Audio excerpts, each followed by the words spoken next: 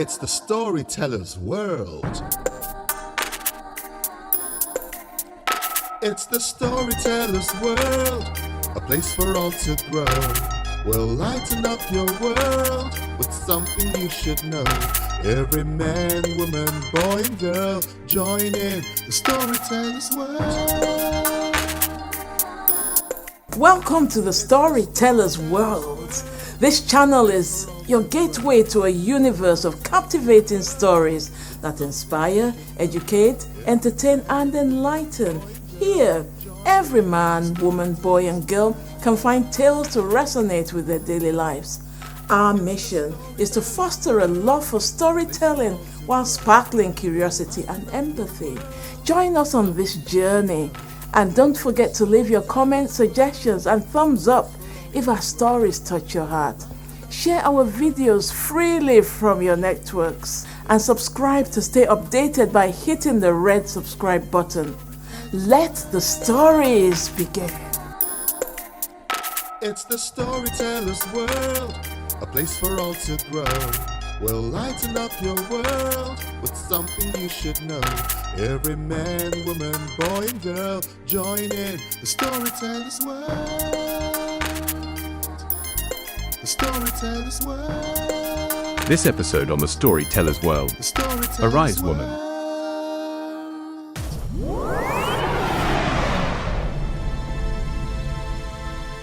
Deborah looked at the big family picture that hung on the wall in her parents' living room for many years. The picture of the Salako family was a huge part of their history.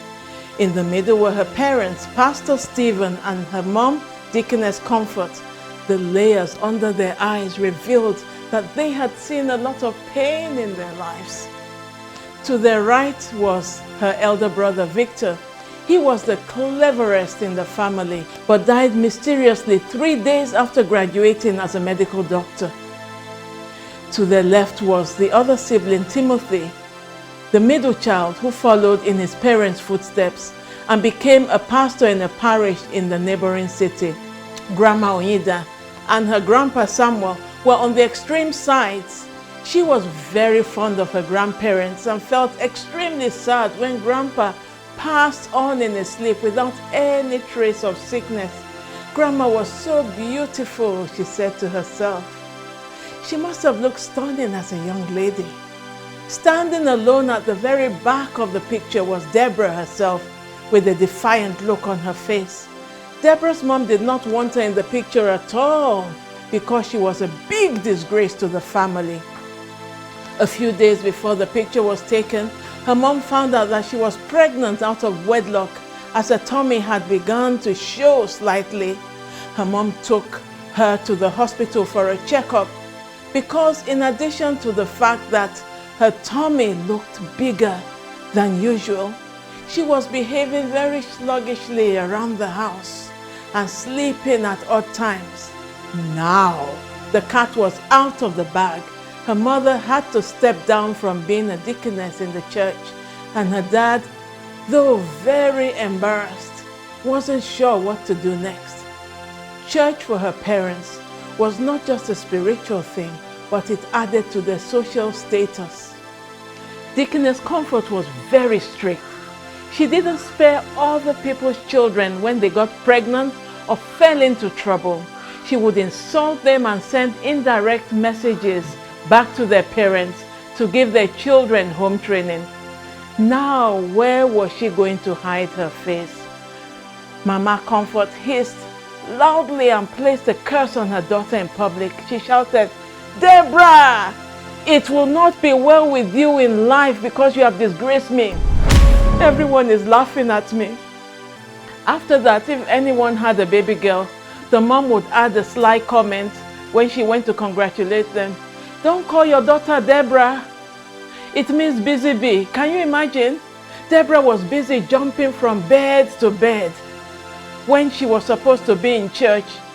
She's yet to tell us who the father is. On another occasion, when Deborah came in late, her mom was waiting by the door. She looked at her daughter from head to toe and bellowed, "How I wish you died. in place of Victor. It is the good ones that don't live long. Deborah had now had enough. She sobbed all night and packed her things before dawn and left for her grandma's house before daybreak.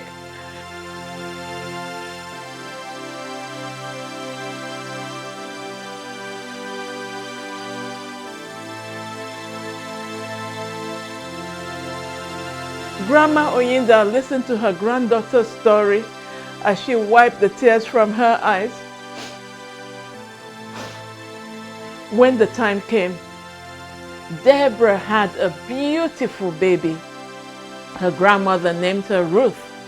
The new mom breastfed her daughter for a few months, and her grandma Oyinda combined her work of buying and selling in the market to looking after little Ruth.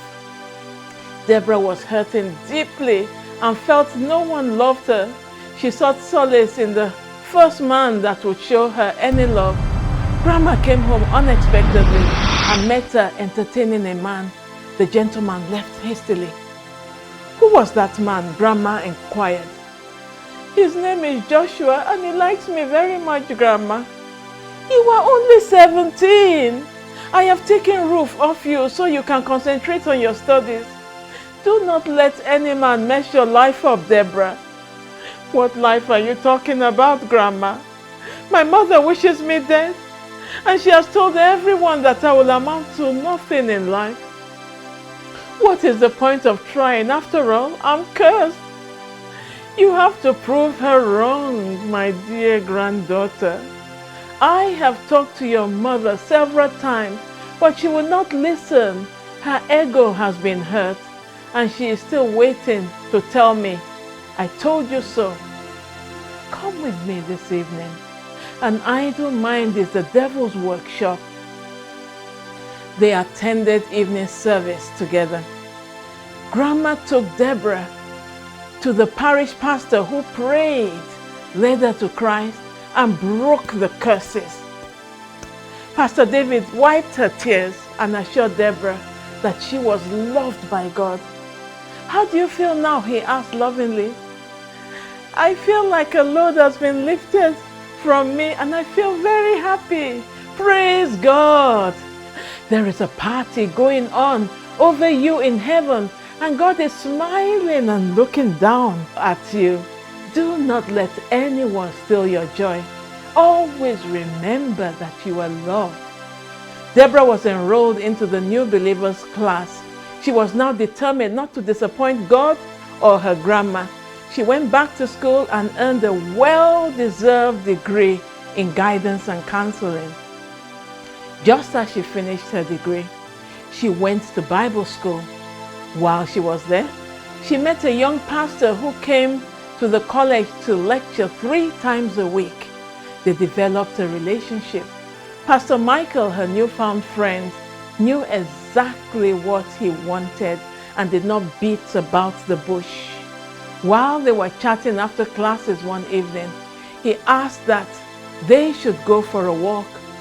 Michael went down on one knee, looked into her eyes and asked, "Will you be my wife, Deborah? Please pray about it." When she got home, she was all excited until she saw Ruth.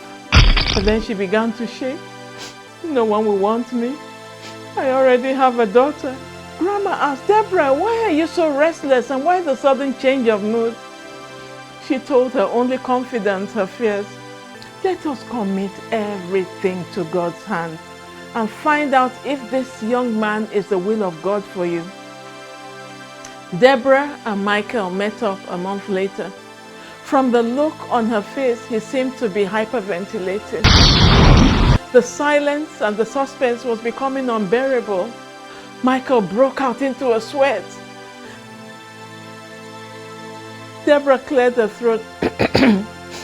I love you very much, Michael. But there is something I need to tell you. She brought a picture from her purse and showed it to him. Who is this beautiful little girl? He asked. She's so cute. She is my daughter. I had Ruth when I was very young. I don't even recall who the father is. You are a pastor, so I don't want to stain your reputation. What reputation? He laughed. God showed you to me in my dream before I even met you. The Lord also told me where I would find you, but I didn't tell you, so it will not look like I'm putting a spiritual rope around your neck. I want you to make your decisions based on your conviction. I love you and Ruth, and I'm happy to be her father with your permission. Pastor Michael visited Deborah's grandmother and Ruth. Michael's bond with Ruth was like two magnets meeting. His parents also loved Deborah and Ruth. His family set off to see the bride-to-be's parents. Mama Comfort welcomed the guests and gave them food. She then began to tell them about how useless her daughter was. Her father nodded in agreement. Michael squeezed Deborah's hand to reassure her. Her father added, "Hey, you had better check that she still has a womb and that you're not marrying an empty shell." Michael's mother, Dorothy, responded, "Since she can have a child as beautiful as Ruth, we are satisfied that nothing is wrong with her womb." On the wedding day, her parents-in-law and her grandmother reminded Deborah that she should not allow anyone to steal her joy. Ruth spent her holidays with her new grandparents, and they spoiled her and even decided to pay for a private school for the 5-year-old. Because of what Deborah had gone through, she decided to work with the youth arm of the ministry. Her joy was to see messed up lives align with God's will. Her parents were later very remorseful and repentant when they heard loads of testimonies of the children that Deborah had helped and put back on track. Many people brought gifts to her parents for training their daughter to be such a blessing. Deborah gave God the glory, but constantly thanked her grandmother. It left a lump in her dad's throat each time he remembered that no one could be written off. As a pastor, he ought to have known better. Their unforgiveness came back to haunt them. She was still gazing at the picture when her phone rang. She rushed out and was going off to the hospital to pray and to counsel and to help her neighbor's son who attempted to take his own life. His parents said he would amount to nothing in life after failing major exams for the second time. "Arise, Deborah," she said to herself. "If your family do not need you, your community and nation do." Mama Comfort ran after Deborah and she started the car. "You have not visited me for a long time, and the food that I served you is going cold. Please wait a minute." Her mom wrapped it up quickly and said, "May God bless you and reward you for all you do. We are grateful for all the food stuff you brought. Your grandma also told me to thank you for all you do for her." She waved to her mom and dad who were standing in the doorway. They waved back. She continued her journey. Deborah shared her story with young Lukman, and she could see his eyes brighten up. She went further to pay his tuition fees so that he could pass his exam. As she left, he repeated some of the things she said to him. The downfall of a man is not the end of his life. What God thinks about me is more important than what man says. God can use even the bad situations I have been through for His glory. Arise, shine, for your light is come. Wherever the Lord has placed you and whatever you have gone through can be used to bless somebody out there. For I know the thoughts I think towards you, says the Lord, thoughts of peace and not of evil, to give you a future, a hope, and an expected end. Defend the faith wherever you are. Make your setbacks a stepping stone. Thank you for being part of our community today. as we have come together to listen to stories that affect us as a people and preserve our rich heritage. If our stories have impacted you in any way, we would like to hear from you. Please drop us a line by email, thestorytellersworld@gmail.com. You can also connect with us on our Facebook and YouTube pages, The Storytellers World. Kindly subscribe and look out for our inspiring stories. Our website is storytellersworld.co.uk, where you can find our stories and audio podcasts. There is always something for everyone. Till we come your way again, it's bye from all of us at The Storytellers World.